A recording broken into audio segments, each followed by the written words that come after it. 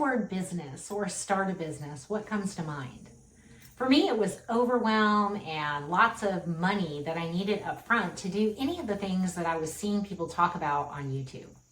Everything I see is about hustling and grinding and getting out there and doing all this stuff and being on TikTok and social media and posting here and posting there, buying all these subscriptions to different things that will automate it and do it for you.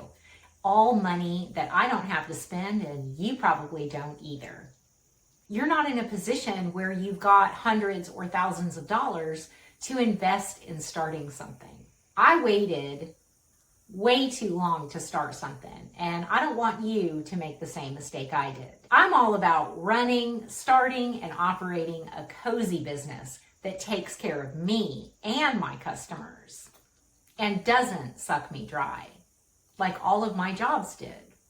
It's a win-win situation instead of a you constantly giving until you have nothing left to give. Any business can be cozy.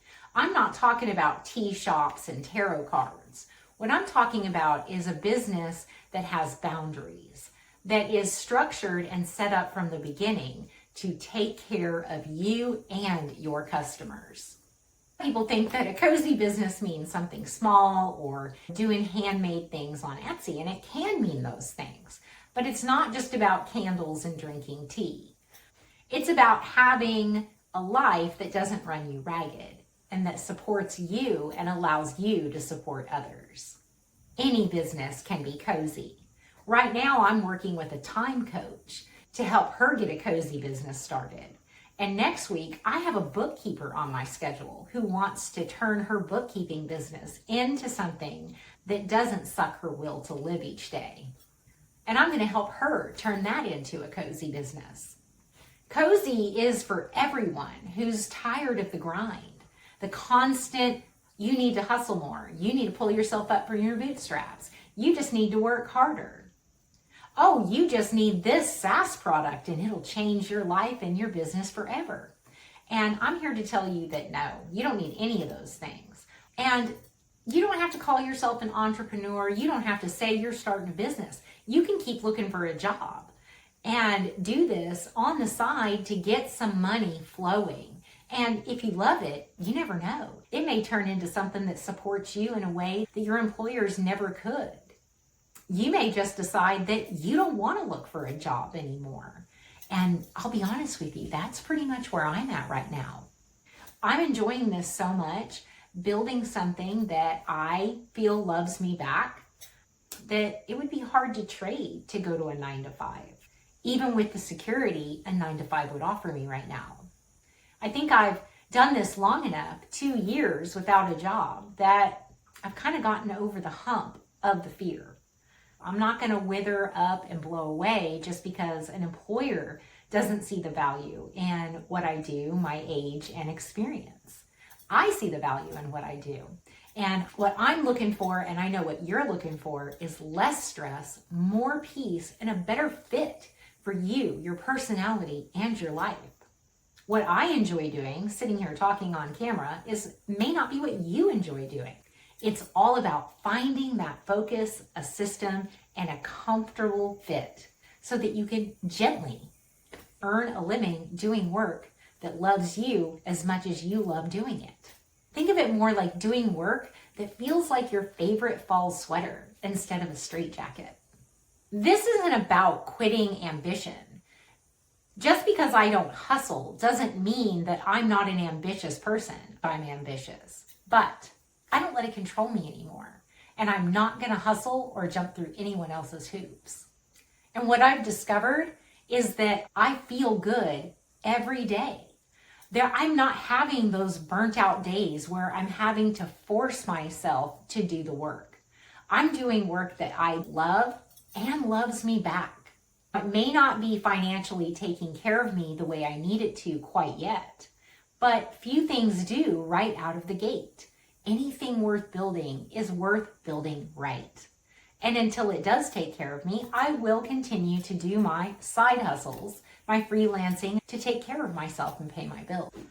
I think most of us, we give up too quickly too. When we try to do something for ourselves, I know you probably feel really frustrated, just like I have felt. Like I've tried so many times over the decades to really get something going for myself and not have to go back to a job. But I've never made it to that point. I have made it briefly, but those things always kind of fizzled out. And I think I figured out why. And it was me. I was the problem. And it was that I just could not seem to wrap my head around putting as much focus, time, and effort on my own business as I did a job. I was never willing to put forth the same level of devotion and love towards myself as I was my employer. I think most of us have fallen into that same trap. It takes having a job to get us to do the daily commitment. When it comes to doing something for ourselves, we don't apply that same level of diligence that we've willingly given corporations our entire working lives. At least I know that's what the issue was for me. I was a web designer, and during the heyday of, hey, you need your own website, I made a lot of money, but it dried up.